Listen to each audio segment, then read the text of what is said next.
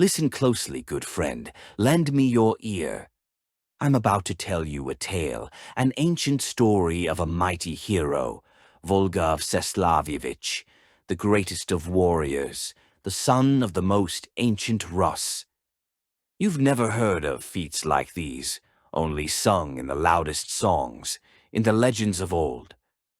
How boldly he walked the land, never knowing fear. How he crushed his enemies and reclaimed the lands for his people. How all of Rus followed him, the spirit of the nation alive in his every step. Listen well, my friend, for this is a tale you will never forget. The crimson sun set beyond the high mountains, disappearing behind the vast, deep seas. Stars scattered like jewels across the clear sky. On Holy Rus, a young hero was born, Volga Vseslav'evich. Just an hour and a half after his birth, Volga spoke in a loud, commanding voice. Dear mother, my shining light, do not wrap me in crimson swaddling clothes, nor gird me with silken sashes. Instead, dress me in sturdy steel armor, place a golden helm upon my head, and give me a leaden mace weighing 300 poods. By the age of 5, Volga was already walking the earth. The ground trembled beneath his feet. Wild animals fled to the depths of the forest, birds scattered to the skies, and fish darted through the blue sea. Volga began to study, mastering wisdom and cunning. The first thing he learned was to turn into a small bull. Mastered the second skill, becomes a gray wolf. The third thing he learned was to transform into a falcon. At 7 years old, he dedicated himself to study and trained until the age of 12. By 15, he had gathered a loyal and brave band of warriors, 30 men in total, with Volga himself as the 30th. Volga speaks to his squad. My brave and loyal comrades, listen to your elder brother and follow my commands. From my heroic renown, the beasts fled to the dense, shadowy forests. The birds soared into the clouds. The fish dove into the ocean's depths. Weave silken nets. Set them in the deep woods. Catch martens and foxes in them. All manner of wild creatures and black sables. They listened to their elder brother and did as they were commanded. They wove fine silken nets and set them deep in the shadowy forest. For 3 days and 3 nights they tried to catch, but not a single beast could they ensnare. Volga, turning into a gray wolf, rushed through the dark forest, chasing martens and foxes into nets, all kinds of game and black sables. He did not spare bears or wolves. He did not pass by smaller game either. He caught hares, and did not spare even the smallest ermines. He fed and cherished his faithful troop, dressed the brave young warriors. They wore sable coats with leopard skin capes. My brave and faithful comrades, listen to your elder brother and follow my command. We have caught the beasts of the forest. Now spread your silken nets higher among the tops of the mighty trees to catch the geese and swans, the gray ducks and the small birds that hide. And they obeyed their elder brother, following his command as he had commanded. They wove fine silken nets and set them deep in the shady forest, high among the tallest trees. For 3 days and 3 nights they tried, but not a single bird could they catch. The Volga turned into a clear falcon, flew high into the sky, driven geese and swans into nets, along with gray ducks and small birds. He fed and watered his retinue. He treated them to choice dishes. All the dishes were foreign, the sweets were rare, sweet. My good, brave squad, listen to your elder brother. Do as I command.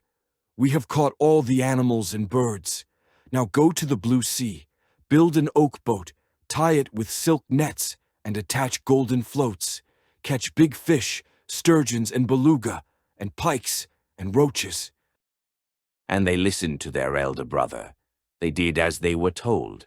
They took axes, they built an oak boat. They tied silk nets, they set up golden floats.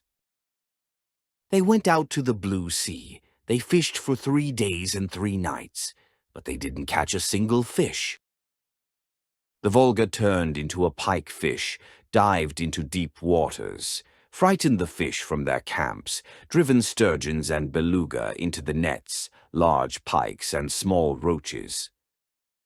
He fed and watered his retinue, treated them with exquisite dishes. They had everything in abundance, and expensive fish, and porridge with butter, and sweet honey, and rye bread. Then the Volga spoke these words. My brave and faithful comrades, listen to your elder brother and follow my command. We have caught the fish of the great sea, but now the time has come for a greater deed. The news has reached the capital, the city of Kiev. Terrible news of impending danger. The Turkish Tsar Sultan Stavrulyevich prepares for war, plans to seize Kiev, plunder its wealth, and burn its holy churches to the ground. My brave and faithful comrades, is there a brave warrior among you who can go to the lands of the Turkish Tsar to learn his intentions and plans? Who will dare to meet the one who goes to war against Rus? For such a feat, I promise a great reward. The whole group bowed their heads in silence. There is no one braver than you. There is no one stronger than Volga. Then I must go myself. He turned into a mighty bull with golden horns. With his first leap he covered a mile. With his second he reached the land of the Turkish kingdom. Volga arrived in the Turkish kingdom, turned into a small bird, sat on the king's window and began to eavesdrop on secret speeches. Tsar Sultan Stavrulyevich spoke to his Tsarina, Asvyakovna. Oh, my faithful, beloved young Tsarina, do you know my royal plan? How can I know your royal thoughts? You do not tell me about great deeds. I have decided to go to Holy Rus to conquer 9 rich cities, to keep the city of Kiev for myself and to you, Tsarina. After the campaign, I will give you an expensive fur coat.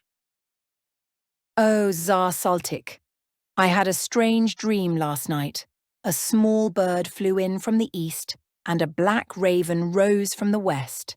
They grappled in an open field, engaging in a cruel and merciless fight.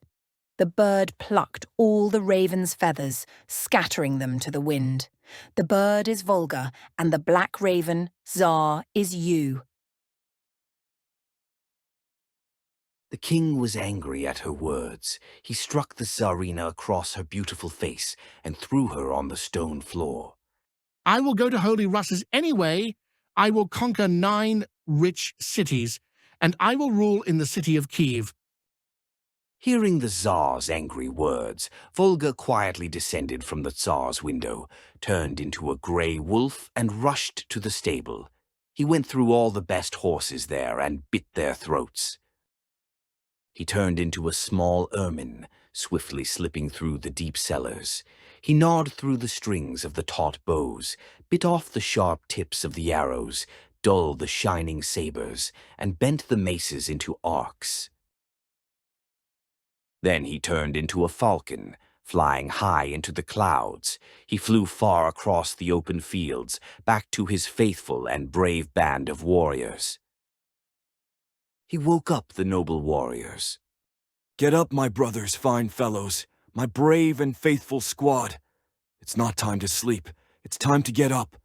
We're going to the Turkish Tsardom to defend the honor and glory of Rus. And the Volgov squad moved towards the Turkish Tsardom.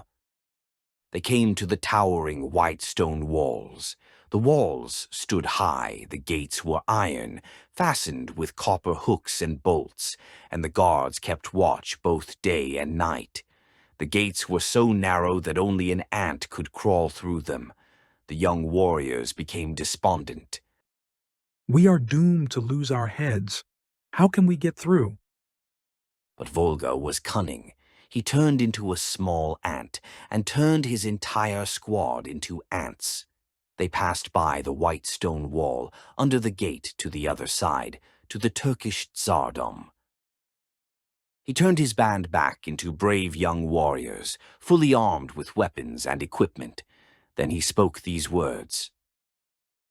My faithful and fearless comrades, march through the Turkish Tsardom, cut down all, spare no one, but leave the fair maidens, 7,000 of them.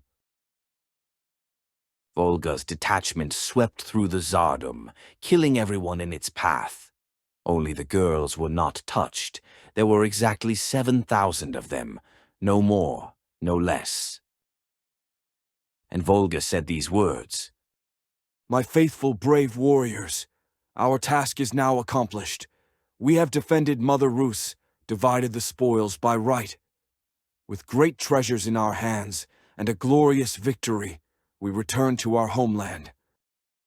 This is a tale of old. Great deed has been done to console the blue sea, to tell the elders, so that the young men learn, so that the merry ones rejoice.